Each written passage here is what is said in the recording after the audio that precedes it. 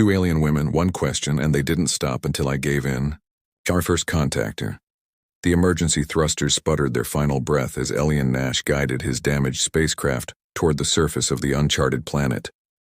The vibrant purple atmosphere swirled around the viewports, a stark contrast to the deep black of space he'd grown accustomed to during his 3-year solo mission. "Come on, just a little further," Elian muttered, knuckles white against the manual controls. The ship shuddered violently as it broke through the lower atmosphere, the landing gear deploying with a reluctant groan. Against all odds, the vessel touched down with only a moderate crash, skidding across an iridescent field of what appeared to be bioluminescent flora. When the ship finally settled, Elian ran a quick diagnostic. The results were grim. The primary propulsion system was irreparably damaged, and the communication array had been reduced to scrap metal. He was stranded, at least temporarily, on a world that wasn't even on any official star charts after. Confirming the atmosphere was breathable, remarkably similar to Earth's but with higher oxygen content, Elian donned his exploration gear and ventured outside. The landscape was surreal. Towering crystalline formations reflected the light of twin moons overhead, and the ground pulsed with gentle blue luminescence beneath his boots. "Beautiful," he whispered, his voice sounding strange in the slightly denser air. 3 years of isolation in deep space had left him unaccustomed to hearing himself speak aloud. He'd been collecting samples for nearly an hour when he felt it, that unmistakable sensation of being watched. Elian turned slowly, hand instinctively moving to the utility blade at his hip. She stood not 20 paces away, observing him with undisguised curiosity. Her skin was a soft lavender shade that seemed to shimmer in the moonlight, and her eyes, large, almond-shaped, and an impossible shade of silver, regarded him with intelligence and something else. Amusement, perhaps. "Hello?" Elian said cautiously, keeping his posture open and non-threatening. The woman, for despite her alien appearance, her form was undeniably feminine and humanoid, tilted her head slightly. Then, to Elian's astonishment, she replied in a melodic voice, "Hello, visitor." His surprise must have shown plainly on his face because her lips curved into a smile. "Yes, I understand you. We've been studying your transmissions for some time. You speak English," Elian said, still processing this unexpected development. "We learn quickly," she responded, taking a graceful step forward. "I am Zara of the Nyloran people, and you have crashed quite spectacularly onto our world." Despite his predicament, Elian found himself returning her smile. "Elian Nash, astronaut from Earth. And yes, not my finest moment as a pilot." Zara moved closer, her movements fluid and graceful. "Your vessel appears damaged beyond simple repair." "That's my assessment as well," Elian admitted, glancing back at his smoking ship. "I'll need to find materials to rebuild parts of the propulsion system." "Perhaps we can help," Zara offered, her silver eyes reflecting the bioluminescent glow around them. "But first you should rest. The crash must have been taxing." As she gestured toward a path leading away from the clearing, Elian hesitated. Every protocol demanded caution when encountering new species, yet something about Zara's presence disarmed his usual vigilance. "I'm not alone here," he finally said. "Will your people welcome a stranger?" Zara's lips curled into an enigmatic smile. "That depends entirely on the stranger, Elian Nash of Earth. But I think you'll find we can be quite hospitable." With no real alternative, Elian gathered his essential equipment and followed the mysterious woman into the shimmering forest, acutely aware that this encounter had changed the trajectory of his mission, and perhaps his life, forever. The invitation, the journey through the luminous forest, left Elian breathless, not from exertion but from wonder. The path Zara led him along was bordered by plants that responded to their presence, unfurling delicate tendrils that glowed with internal light. Above them, creatures similar to birds but with translucent wings flitted between crystal-like branches. "Our settlement is just beyond this ridge," Zara explained, pausing to allow Elian to catch up. "We call it Lumina. It's one of many throughout Nylora, but it's home." As they crested the hill, Elian stopped abruptly. Below lay a community unlike anything he could have imagined.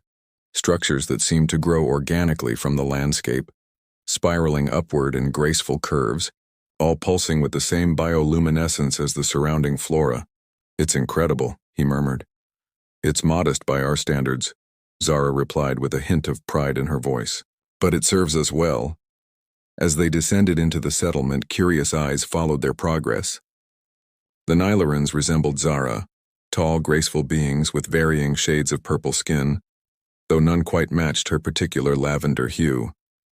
Many nodded respectfully toward Zara, suggesting she held some position of importance. They approached one of the larger structures, its entrance a sweeping arch adorned with symbols Elian couldn't decipher. Before they could enter, a figure emerged from within, another female Nyloran whose appearance momentarily confused Elian.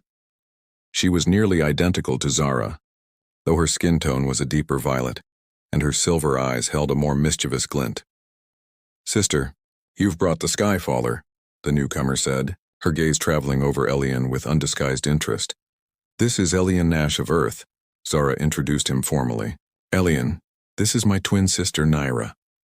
Nyra stepped closer, circling Elian in a way that made him feel like a specimen under examination.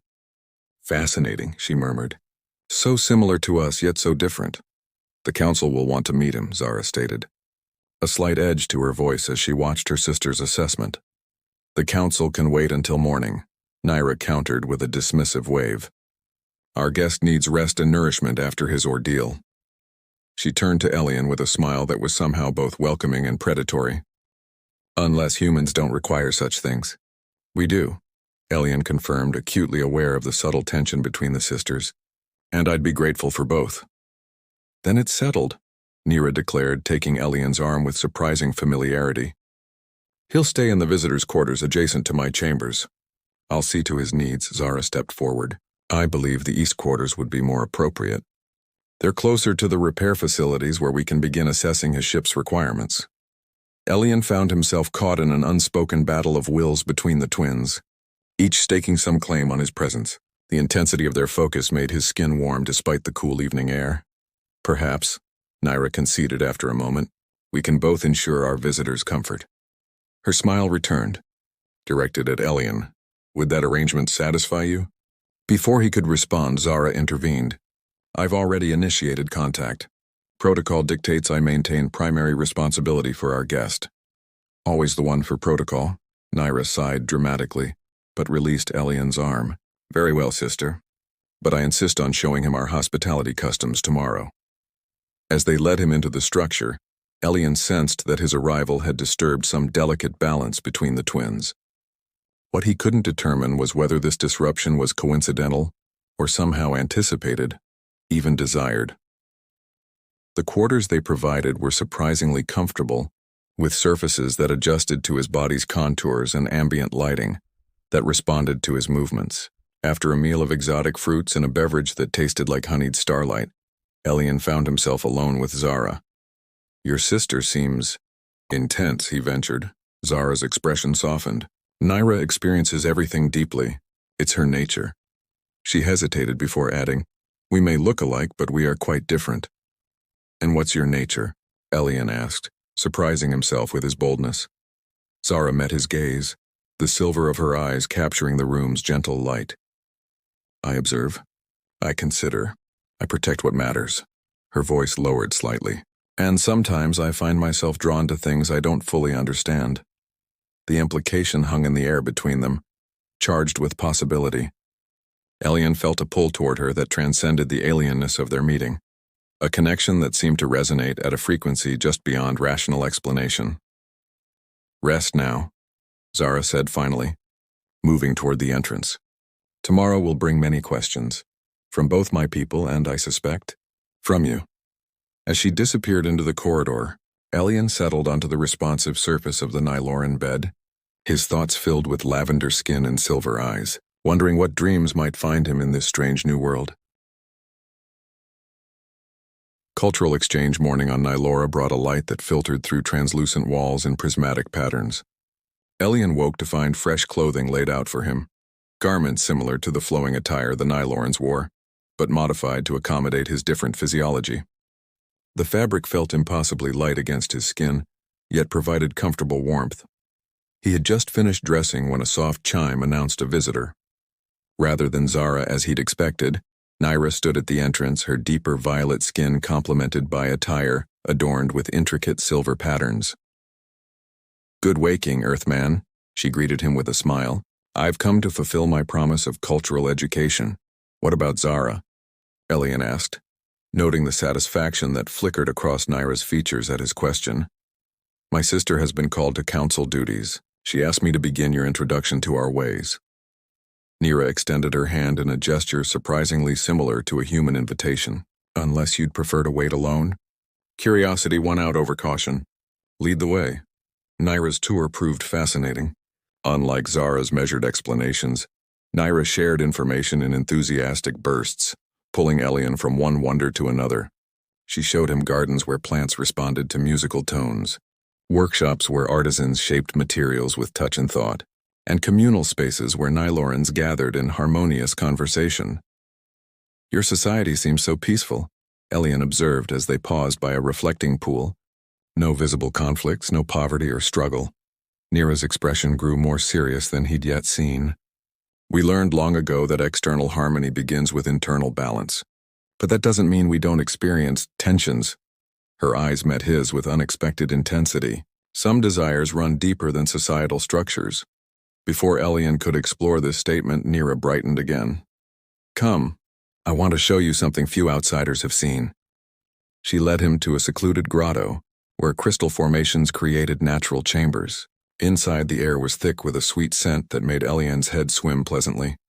Naira guided him to a small pool in the center where a luminous liquid bubbled gently. "This is essence," she explained, kneeling beside the pool. "It allows us to share thoughts and feelings directly, beyond the limitations of language." "You can read minds?"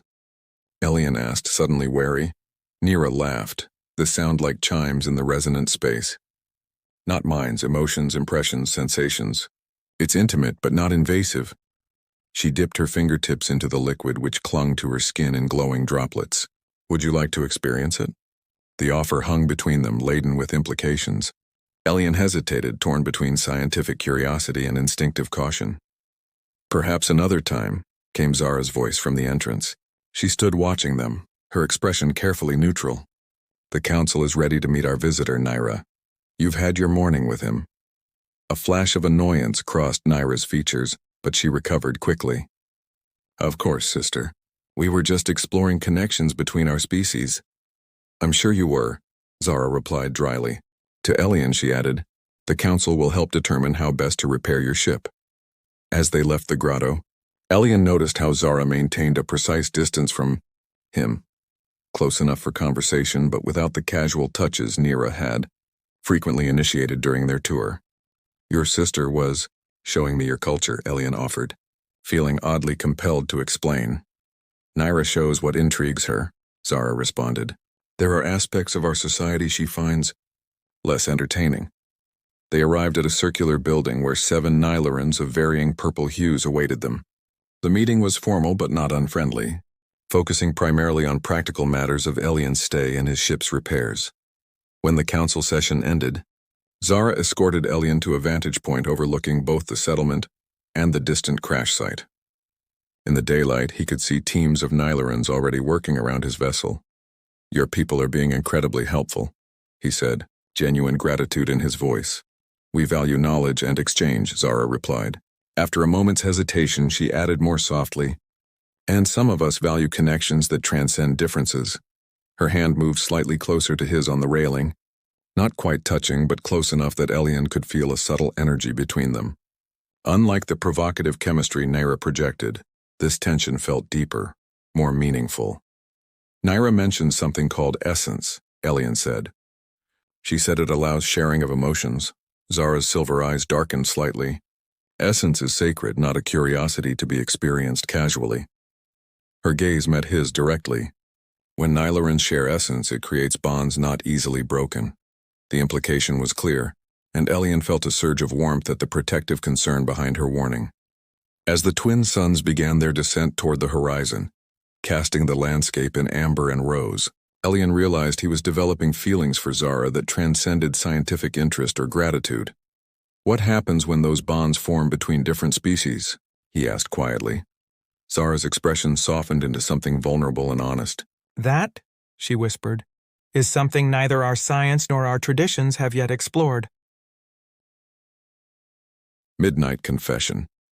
A week passed on Nylora, each day blending into the next in a rhythm unlike anything Elian had experienced on Earth. The repairs to his ship progressed steadily, though not swiftly, a fact that increasingly brought him a conflicted sense of relief rather than frustration. Tonight marked the Festival of Resonance, a celebration Zara explained occurred when the planet's twin moons aligned perfectly, amplifying the natural energies that flowed through Nyloran society. The entire settlement of Lumina had transformed into a wonderland of enhanced bioluminescence, with pathways traced in swirling patterns of light and delicate structures erected specifically for the festivities. "You're fortunate to witness this," Zara told him as they walked among the celebrations. "The alignment happens only once every 63 cycles." Elian noticed she wore ceremonial attire, more elaborate than her usual clothing, with crystalline elements woven into the fabric that caught and refracted light with her every movement. Her lavender skin seemed to glow from within, making her appear almost ethereal. "It's beautiful," Elian said, though his eyes remained on Zara rather than the festivities around them. She met his gaze, a slight deepening of her purple hue betraying what he had come to recognize as a blush. "There is a tradition during the resonance," she said. "We share stories of truth beneath the aligned moons. Things kept hidden in ordinary times may be spoken without consequence." "No consequences sounds dangerous," Elian remarked with a small smile. "Not dangerous," Zara corrected. "Liberating." Their conversation paused as they reached a central gathering where Nylorans were engaged in a synchronized movement that was part dance, part meditation. Elian spotted Nira among them, her deep violet form flowing with particular grace. When she noticed them watching, she broke from the group and approached. "Sister, you've kept our visitor to yourself all evening," Nira chided, though her tone remained light. "The council has granted permission for him to participate in the essence ceremony. As his guides, we should both accompany him." Elian felt tension immediately radiate from Zara. "I'm not sure that's appropriate," she began. "It's tradition," Nira countered. "And wouldn't it be valuable research for our guest to fully understand our most sacred practice?" Her silver eyes shifted to Elian. "Unless you're not interested in such profound experiences?" The challenge in her voice was unmistakable. Before Elian could respond, Zara placed a gentle hand on his arm, the first time she had initiated such contact. "I believe Elian would prefer to observe from a distance this time," she said firmly. "The essence ceremony can be overwhelming even for Nylorans." Something unspoken passed between the sisters, a current of understanding or perhaps warning. After a moment, Nira inclined her head in acquiescence. "As you wish. But don't keep him isolated all night, Zara. Even researchers need to experience joy." With a final meaningful look at Elian, she returned to the dancers. When she had gone, Elian turned to Zara. "You're protecting me from something. What aren't you telling me about this ceremony?" Zara hesitated, then gestured toward a path leading away from the main celebration. "Walk with me." They followed a luminous trail to a secluded overlook where the twin moons hung perfectly aligned in the night sky, casting double shadows across the landscape. The distant sounds of the festival provided a gentle backdrop to their privacy. "The essence ceremony isn't merely an exchange of emotions," Zara finally explained. "It's an ancient bonding ritual. What Nira didn't mention is that it creates permanent connections between participants, psychic imprints that never fully fade." "And she wanted both of you to share this with me?" Elian asked, beginning to understand the undercurrents he'd been sensing. Zara's silver eyes reflected the moonlight as she gazed at him. "Nira is fascinated by you, by your differences, your unique perspective. But her interest is in the experience itself, the novelty." She paused, seeming to gather courage before continuing. "Mine is more specific." Elian's heart quickened at her admission. "You mean you're interested in me, not just what I represent?" "Yes," Zara whispered, "which is why I couldn't allow the ceremony to proceed. It would be unfair to create such a bond when you'll eventually return to your world." The statement hung between them, laden with unspoken emotion. Elian moved closer, drawn by a pull that seemed to transcend their different origins. "What if I told you I've been thinking about that return with increasing reluctance?" he said softly. Zara's eyes widened. "You cannot mean that. Your mission, your people—" "My mission was to explore, to discover," I found something here I never expected. Elian reached out, his fingers hovering just above her cheek without touching. Someone. The confession hung in the air between them, honest and vulnerable beneath the aligned moons. Slowly, deliberately, Zara closed the distance between them, pressing her cheek against his palm. A subtle current seemed to flow at the contact, warm and electric. There are many differences between us, she murmured, and many similarities, Elian countered, his thumb gently tracing the curve of her cheekbone. Zara's eyes drifted closed at his touch. In our culture, this connection would be honored with time, with patience. Then we'll take time, Elian promised. However much we need. When her eyes opened again, they held a decision. Zara reached into a small pouch at her waist and withdrew a tiny vial containing a single drop of the luminous liquid he recognized as essence. This is my personal essence. Extracted during preparation for the festival, she explained. I'm offering you a choice, Elian. A small amount shared between two alone creates a temporary bond, a window into each other's emotions that fades with the moon's alignment. It would allow you to understand what I feel, without permanent commitment. The trust implicit in her offer moved him deeply. Elian nodded, and with trembling fingers, Zara unstoppered the vial. She placed a tiny drop on her fingertip, then hesitated. Where? Elian tapped his forehead just between his eyebrows. With infinite gentleness, she touched her finger to the spot. The sensation began as warmth, then blossomed into something indescribable.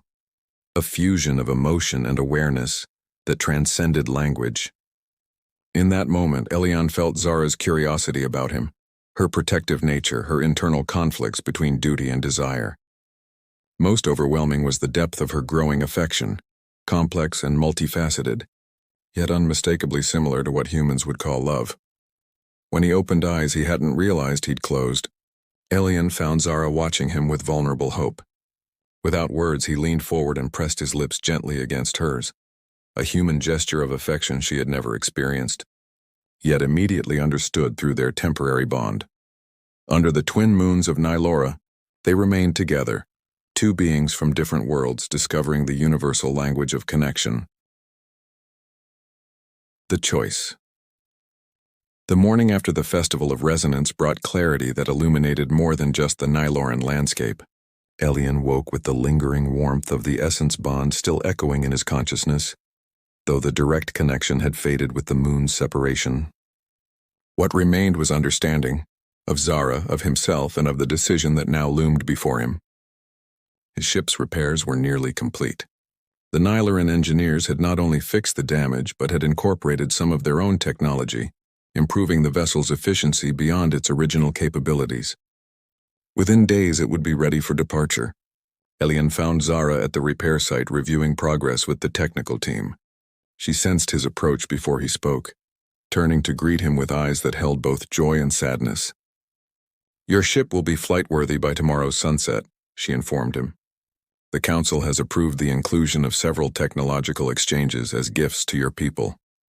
Generous gifts, Elian acknowledged.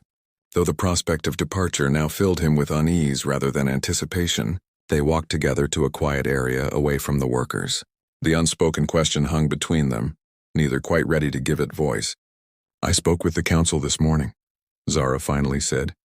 About possibilities. Elian's pulse quickened. What possibilities? For a diplomatic exchange. A Nyloran representative to accompany you to Earth to establish formal relations between our worlds. She hesitated before adding, I volunteered. The implication stunned him. You would leave your home? Your sister? A sad smile touched her lips. It would not be without sacrifice. But the opportunity to understand your world, to build a bridge between our peoples. She left the personal reasons unspoken, though they both felt them. Before Elian could respond, they were interrupted by Nira's arrival. Unlike her usual confident demeanor, she appeared uncharacteristically solemn. The Council requires your presence, sister, she announced formally. Immediately. Something in her tone alerted Elian that this was no routine summons. Zara seemed to sense it too, her posture tensing slightly. I'll come at once. As Zara departed with her twin, she cast a glance back at Elian that held promise and uncertainty in equal measure. Left alone, Elian wandered the settlement, his thoughts churning with possibilities and consequences. His mission parameters had never accounted for this scenario, not just first contact with an advanced civilization, but personal attachment to one of its members. What awaited him on Earth? Recognition certainly, perhaps accolades for his discovery, but also debriefings, quarantines, endless scientific and military interrogations. And what of Zara on Earth? Would she be welcomed as an ambassador or treated as a specimen? The thought made him physically ill. Hours passed before Zara found him again, this time at the overlook where they had shared the essence. Her expression was grave. "The Council has rescinded permission for a Nylaran to accompany you," she said without preamble. Nyra presented evidence that Earth might not be prepared for such contact. Evidence? Elian questioned, confusion giving way to suspicion. What evidence? Transmissions from your world. Broadcasts showing how your kind often responds to the different, the unknown. Zara's voice held no accusation, only sadness. Wars, prejudice, exploitation of resources and peoples. Elian couldn't deny the truth in this assessment. Not everyone on Earth thinks that way. There are many who would welcome you with wonder and respect. The Council is unwilling to risk it. She reached for his hand, her touch conveying more than words could. But they have offered an alternative. His heart seemed to pause between beats. What alternative? You could stay, Zara said simply. Not as a visitor or researcher, but as a resident of Nylora, the first Earthborn citizen of our world. The offer staggered him. Stay permanently? The choice is yours alone, she assured him. Your ship is repaired. You can return with all the data and discoveries your mission sought. Or... She glanced around at the luminous beauty of her world, then back to him. You can help us understand your people from here, while we help you understand us. The weight of the decision pressed on Elian. Earth represented duty, familiarity, his entire past. Nylora offered something he hadn't known he was seeking: connection, purpose beyond exploration, and most significantly, Zara. There's something you should know before you decide, came Nyra's voice from behind them. She approached with uncharacteristic hesitation. It was I who presented the evidence against Earth visitation to the Council. Zara stiffened. Nyra. Not out of malice, Nyra continued, her eyes fixed on Elian. But because I saw what happened during the festival. The connection you formed, she turned to her sister. You found something rare, something I've always sought but never experienced. I couldn't risk losing you to a world that might not value what you are. The admission revealed depths to Nyra that Elian hadn't fully appreciated her. Impulsiveness masked a fierce protectiveness toward her twin. The decision remains yours, Zara told Elian gently. No pressure, no expectations.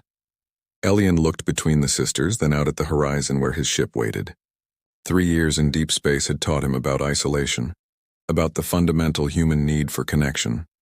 Science could document new worlds, catalog discoveries, advance knowledge, but it couldn't fill the void of genuine belonging. If I stay, he said slowly, I'd want to establish communication with Earth eventually, to share what I've learned, to prepare the way for future understanding. The Council would consider that in time, Zara agreed. Elian turned to face her fully, his decision crystallizing with sudden clarity. Then my answer is yes. I choose to stay, not just for research or diplomatic purposes, but for the connection we've begun to build. The joy that illuminated Zara's features surpassed even the bioluminescence of her world. Without hesitation, she moved into his embrace, their forms fitting together despite their different origins. Nyra watched them with a complex mixture of emotions, eventually offering a smile that held both satisfaction and wistfulness. I shall inform the Council of the Earthman's decision, she said, backing away to give them privacy.